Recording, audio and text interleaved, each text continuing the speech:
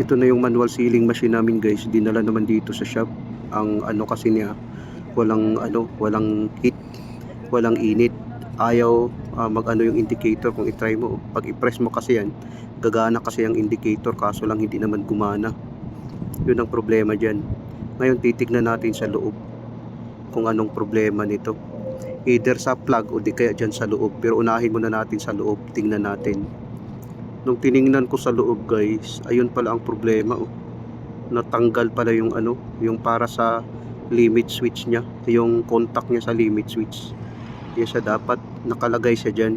Yan dapat nakaganon siya Kung makikita natin, dapat nakaganyan. Natanggal pala yan. Siguro nung paghila-hila, natanggal. Ayan, i-try natin.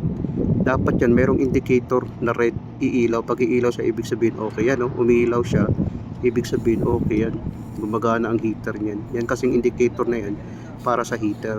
Para sa mga baguhan, ganun lang kasimple kung mag-troubleshoot. Dapat pakinggan mo muna kung anong sinasabi ng operator para mayroon kang idea. Kunin mo yung history.